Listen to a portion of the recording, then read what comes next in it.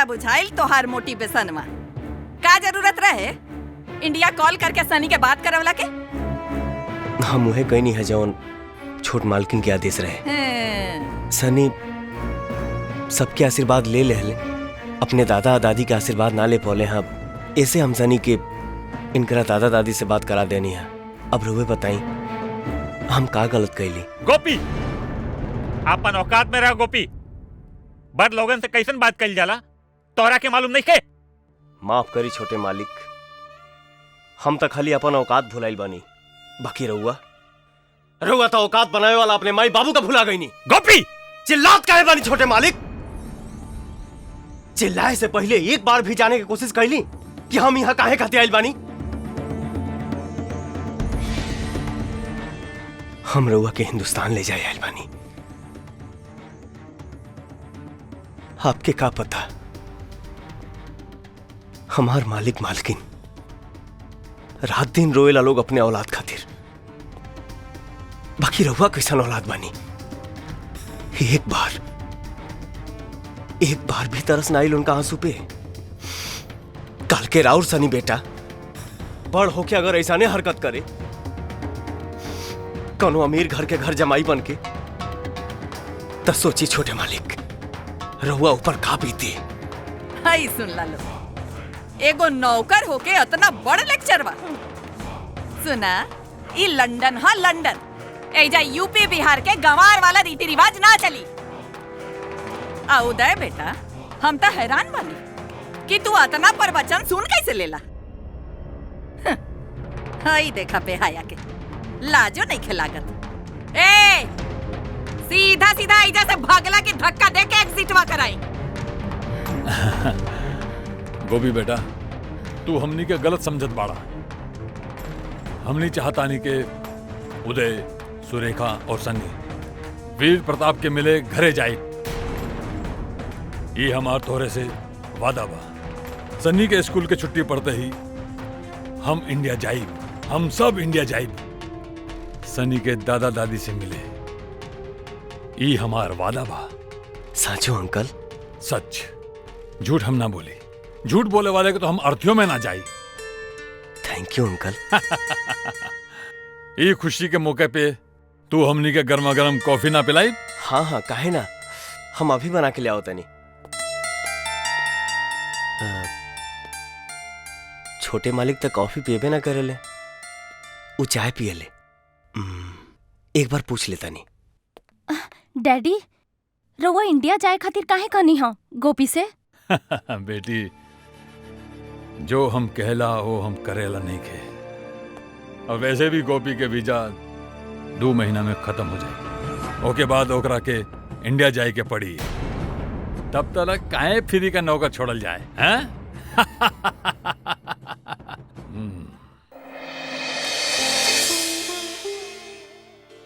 हम तो यहाँ बहुत बड़ समस्या में बानी। एजा आदमी कहेला कुछ और करेला कुछ।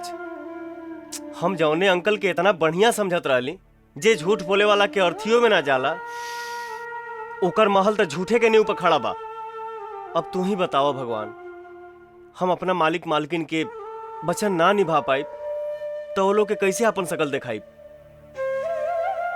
तू ही कोनो रास्ता दिखाओ भगवान, तू ही कोनो रास्ता दिखाओ।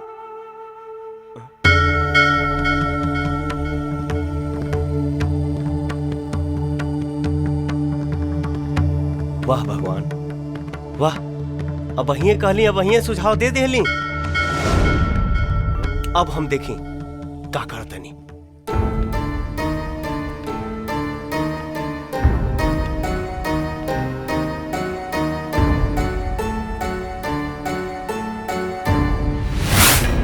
तू का कह रहल बड़ा गोपी बेटा? हैं? अपहरण कितना बड़ा गुनाह होखेला तोरा के मालूम है? और लंदन के कानून में एकरा के सबसे बड़ा जुर्म मानल जाला, जेकर सजा कम से कम 7 साल तक ले हो सकेला। का करी चाचा, हमरा लगे एकरा अलावा और कोनो रास्ता नहीं है। हम जौन भी कहीं नहीं मजबूरी में कहीं नहीं। हम सच कहता नहीं चाचा, छोटी मालकिन के सामने कितना गिड़गिड़ी नहीं।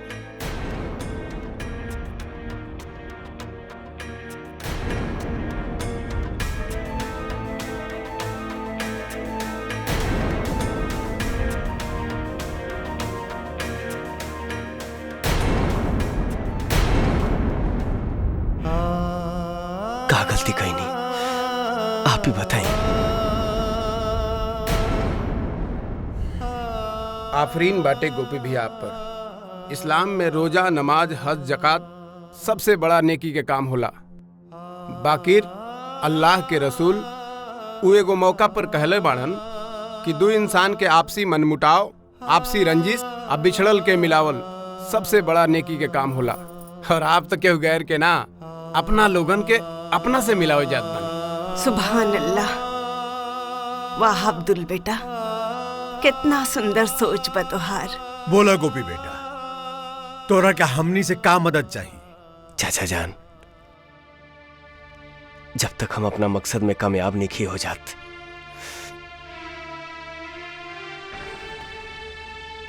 तब तक आप सनी के अपने पास रख ली।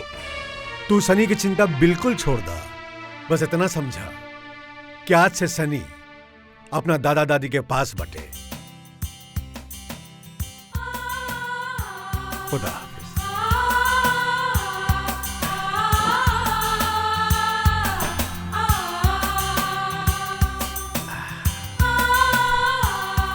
हमार बेटा का ई रउआ का कह रहल बनी? बाकी कैसे हो सकेला? गोपी खुद सनी के स्कूल छोड़ के आयल रहले। सुनी, रउआ जल्दी घर आई। मम्मी का भइल? का बात हा? पापा के फोन आयल रहल, सनी स्कूल ना पहुंचल। का? गोपी, ए गोपी। जी आंटी जी, कुछ चाहिए आपके? सनी कहाँ बा? स्कूल में होके और कहाँ? का भाई? उदय, पापा स्कूल गई रहला है सनी के लेवे। वहाँ जइला के बाद पता चलल हा कि सनी बेटा स्कूल में पहुँचले निखल। का? गोपी, तू सन्नी के बस स्टॉप तक छोड़ ले रहला ना? हाँ हाँ, हम तो सनी के बस स्टॉप ही छोड़ के आओ तनी। झूठ! आज सन्नी स्कूल पहुंचले नहीं थे। उदय, तू जल्दी पुलिस के फोन करा।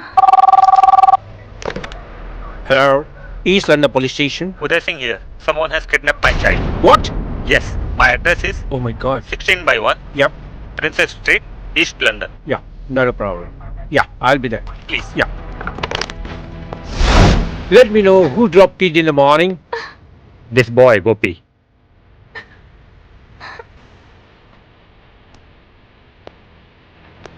So, Mr. Gopi.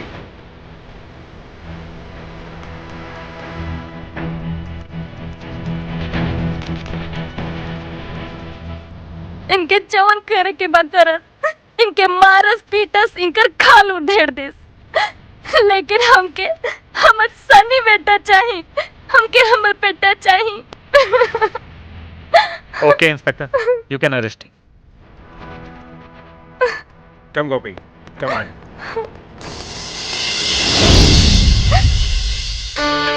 उदय, उदय बेटा, कैसे बढ़ा तू? हाँ? बाबूजी, गोपी के यहाँ भेजले का का जरूरत रहे?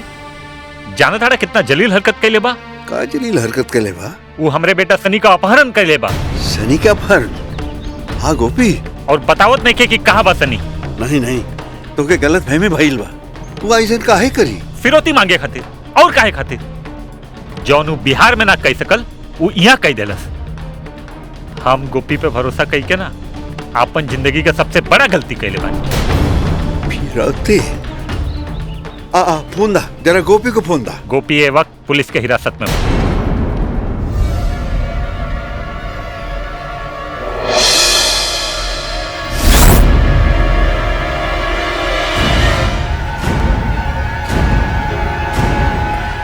Open your mouth. I say, open your mouth. You. Yeah.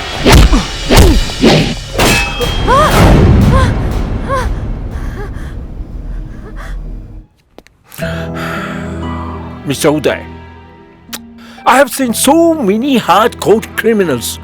I have made them speak the truth. But this guy, Gopi, I don't know. He's so. After torturing him in so many various ways, he's not speaking anything, just keeping his mouth shut. He was saying one thing was that something like to marry Chan Lalo. I will कुछ नहीं बोलेगा, something like that. Inspector साहब, का हम गोपी से एक बार मिल सकेला? Oh, why not? Thank you sir. That's good.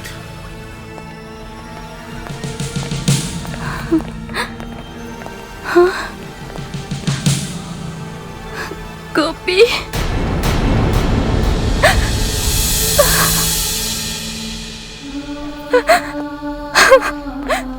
हम तोहरे हाथ जोड़ता नहीं गोपी. अगर हमसे कोनो गलती हो गई होके, तोरा दिल के दुख पहुंचल होके, तो हमके माफ कर दा. लेकिन हमरा सनी बेटा के हमके वापस लौटा दे. अरे छोटी मालकिन, ये रुआ का करतनी. राउर जगह जमीन पे नहीं, एक कुर्सी पे बा. आप बैठी. भीख मांगे वाला कबो कुर्सी पर ना बैठे. हम तोहरा से अपन आंचल फैला के भीख मांगतानी. हमर सनी बेटा कहाँ बाड़े, बता दा. ना बताई, कबो ना बताई. तू हमके इतना परेशान काहे करो तारा? आखिर हम तोहर का बिगड़ले बानी? रहुआ हमार कुछ नहीं के बिगड़ले. फिर तू ऐसा काहे कैला? हमके कितना तकलीफ होता, ई तू का बुझबा? माई और बेटा के प्यार तोहके का पता? तोहार तब बियाह नहीं खे भइल, तो औलाद के दुख का महसूस करबा? 8 दिन हो गए हम अपन बेटा के शकल तक ना देखनी. 8 दिन तक हमरा मुंह में खाना के एगो निवाला तक ना गइल. पानी के एगो घोंट तक ना पी पौनी. गोपी, अब हम टूट चुकल बानी. अब हम टूट चुकल बानी. खाली 8 दिन में राउरी हाल हो गई. सिर्फ 8 दिन में बिना औलाद के राउरी हाल हो गई. तरुआ सास ससुर के 8 साल हो गए अपना लड़का के मुंह देख ले. तो सोची छोटी मालकिन, वो लोग पका भी तल होगी. हम अपना मालिक मालकिन के पिछले कई साल से रोहत बिलखत देखा था नहीं. तो सोची छोटी मालकिन, वो लोग पका भी तल होगी. 8 साल से हमारे मालिक मालकिन अपन बेटा, अपन बहू और अपना पतो खातिर तरस गइल बाड़े. तो सोची छोटी मालकिन, वो लोग पका भी तल होगी. रहुआ पर बिजली गिरल तो रहुआ अपना बेटा के जुदाई के दर्द के एहसास पाई. बाकी पिछले 8 साल से जवान माई बाप अपने बेटा के जुदाई के दर्द बर्दाश्त कर रहा बाड़े. तनी सोची छोटी मालकिन, वो लोग पका भी तल होगी.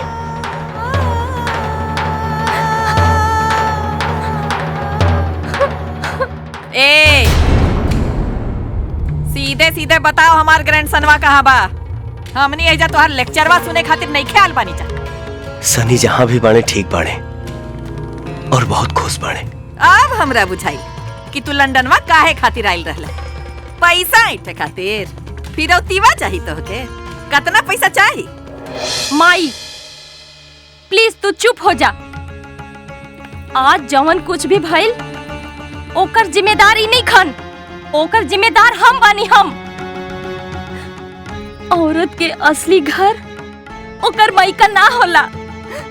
औरत के असली घर ओकर ससुराल होला. ओ माय गॉड, ई कैसन सरप्राइज. आज हमार आँख खुल गई.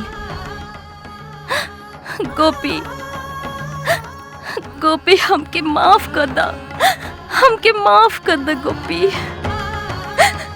आज हमरा एहसास भइल कि एगो औलाद के ओकरा माँ बाप से अलग कइल हम कितना बड़ जुल्म कइले बानी। अब हम अपन कइल जुल्म के प्रायश्चित करब।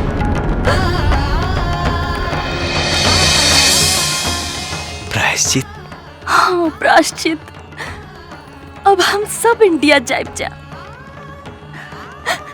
अपना बाबूजी के पास, अपना माई के पास, अपन कल गलती के माफी मांगब। सुरेखा, ई का? ई यूपी बिहार के संस्कार बा, तहर लंदन के ना। हम इंडिया जाइब। सच भाजी? हाँ।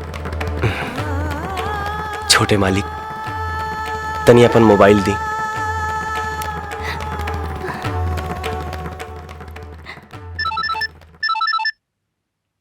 हेलो यूनुस चाचा। अरे हाँ गोपी, सब ठीक बा ना? ओ सनी के थाना में लेके आ जाई। हम एड्रेस बताओ तनी। हाँ बोला। ईस्ट लंदन पुलिस स्टेशन में लेके आ जाई। ईस्ट लंदन ना? जी। आओ बता। मम्मी। सनी बेटा, सनी बेटा, सनी बेटा, सनी बेटा, तोहरा बिना 8 दिन कैसे गुजरनी तक हम ही जानता नहीं। सनी बेटा, तू कैसे बड़ा? हम तो चाचा चाची के साथ बहुत खुश बाड़ी।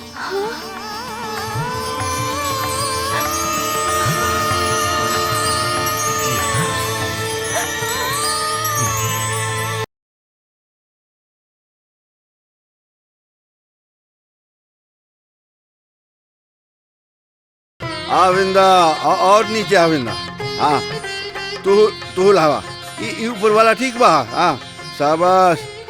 अरे इहर भी ऐसे लगाओ जैसे ओहर लगावला बड़ा सन। ये अच्छा लगे। अरे धोखा हो गई। अरे धोखा। अरे का धोखा हो गइल बा? ऊ तो पपुआ सजावट वाला हमें से बतौला से कि राउर घर सज रहल बाटी। रउआ का बुझनी हां आए कि हमरा से बिना बतौले गोपिया राधिका के रुआ बियाह करवा दे। अरे हमार दिमाग मत खाओ। ई सजावट हम इसलिए कराता नहीं कि हमार बाल बच्चा लोग लंदन से आवता रे। अरे गोपी की शादी तो से पूछले बगैर थोड़े ना करो। ओ एकरा मतलब कि हमरे से गलत फैमिली भइल बा। अबे गलत फैमिली नहीं, गलत फहमी। गलत फैमिली? हाँ फैमिली ही सही। जी साहब। आज शाम के हम खूब नाचब गायब और तू आए बा? हाँ हम आए। नचवा संग के? हाँ। कैसे नचवा? अरे बुधिया बदनाम भैया।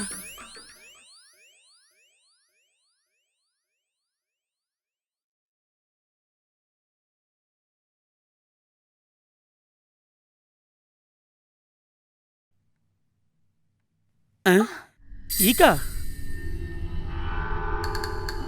मालिक ससुर खानदानी लतखोर लगत बाड़े। सड़किया के ड्रामा के गोदाम बना रहले बाड़े। 1 मिनट रुकल जा, हम झट दे हटा के पट दे 6 मिनट में होता नहीं। आए तू बैठा, हम आओ तनी। हम आओ चले। अच्छा जा डराई है ना, हम अंदर बैठल बानी।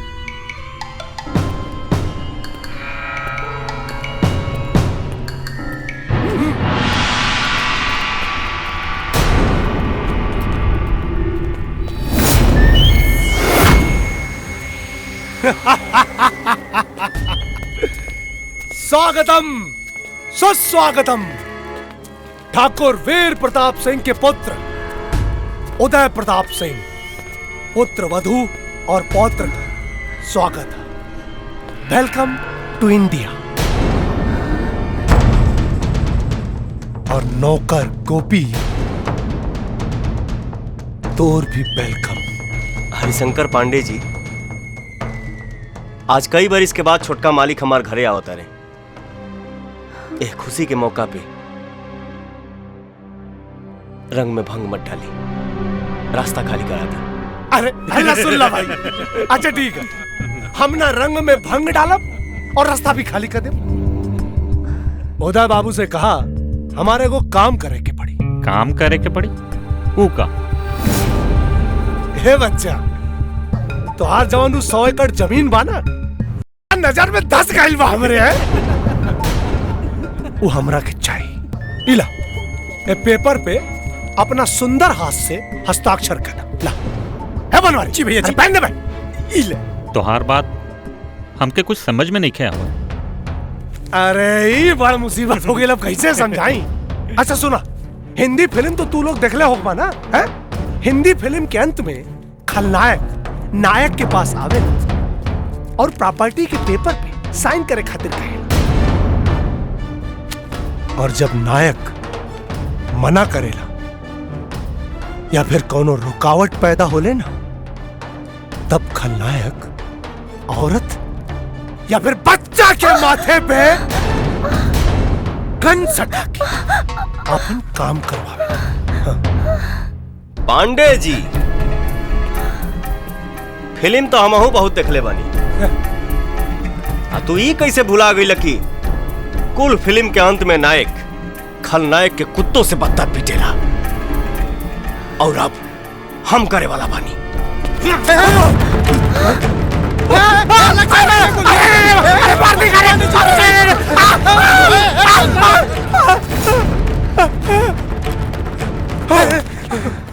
अब का उखड़ दे रे? अरे हमरा के मार दे तब कई बात खा ले। मार के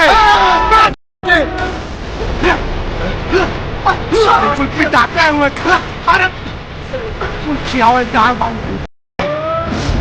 यार।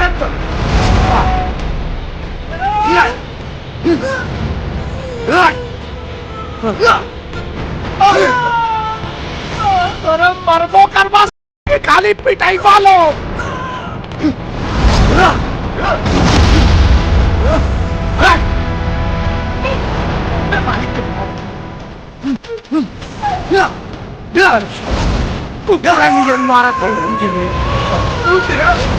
मालिक मालिक मालिक मालिक। अरे का हो गई? हरिशंकर पांडे ओकर गुंडा में मालिक, छोटे मालिक की गाड़ी रास्ता में रोक के हमला बोल देने पड़े। पांडे तोरता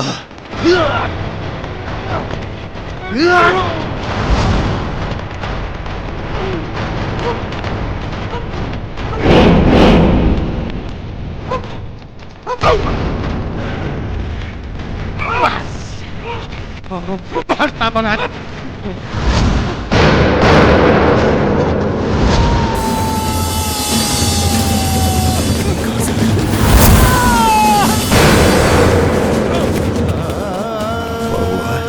तू ठीक तो बड़ा।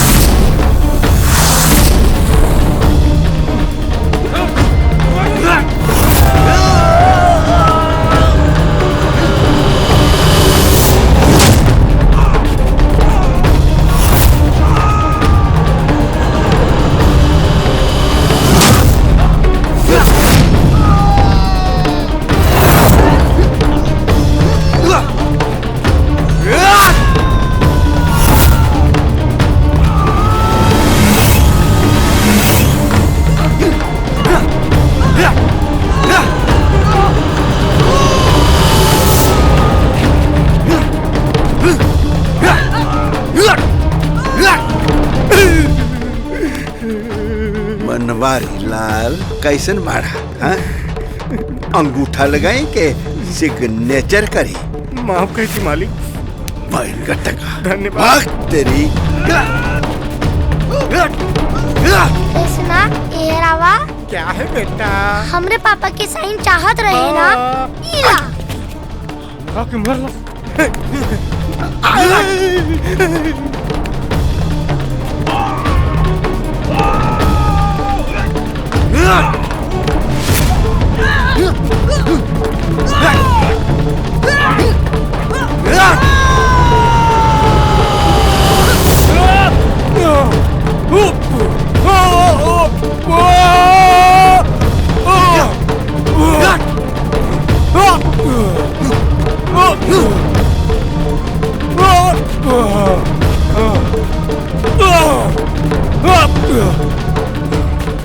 बहुत शौक रहे छत से बाहर में लेके। हाँ बताई बाहर का होला? बाहर ई होला तेरी। अरे भाग रे! अरे भाग! अरे रुकी महाराज! आवाज! अरे हम लोग साथ ले लीजिए। आवाज लेला हमार जमीन तुहार मैया की।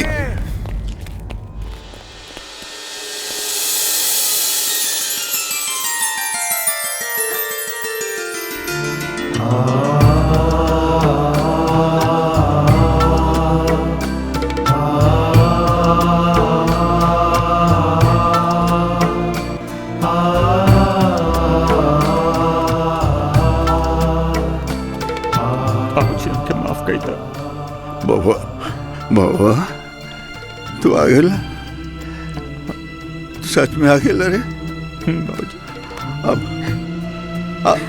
अब हमके छोड़ के मत जाइए। नहीं बाबूजी वो तोहरे खातिर हम और तुहार माई बहुत तड़पल बानी, बहुत तड़पल बानी। जियत रहा बिटिया। बाबूजी हमने के गलती के एहसास हो गइल बा। नहीं हमने के माफ नहीं कर नहीं दी। कोनो गलती नहीं, कोनो गलती नहीं बेटा। नहीं हम सब भुला गए। तुम सब आए गए ना तब हम सब भुलाई गए। पाए लगू दादाजी। छोटे ठाकुर कैसे बाड़ा तू? तो ठीक बानी। अब हमारे खर्च वैसे लग जा।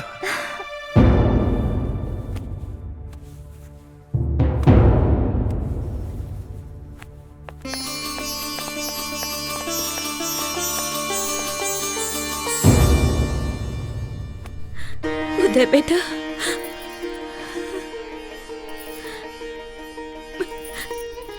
बेटा माई रहुआ भी हमरा माफ कर। ना बेटा ना सुरेखा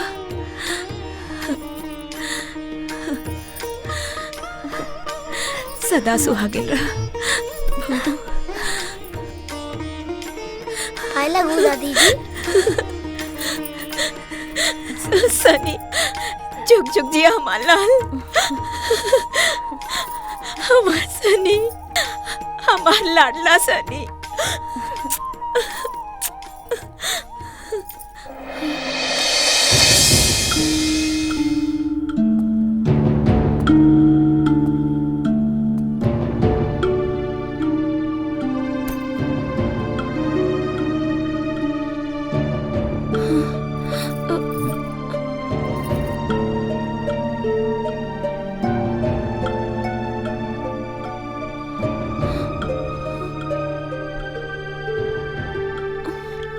मालिक अब तई परिवार एकजुट हो गई। अब शायद कोनो दूसर घर हमरा के बुला रहा बा। गोपी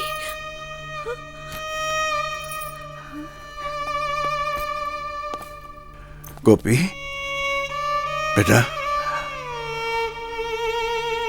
अपने बाप के छोड़ के जात बा हैं?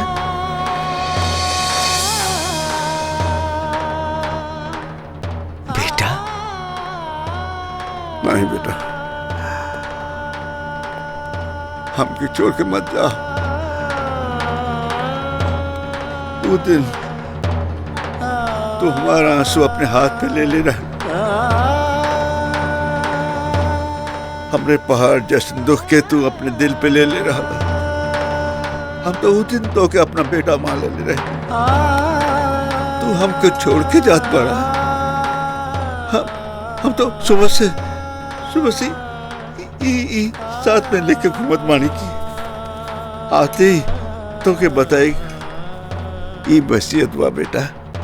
अब तो हमारे जायदाद के बराबर का हिस्सेदार बाड़ा। हमार बेटा बाड़ा, हमार दू बेटा बाड़े। ये लो ये लो।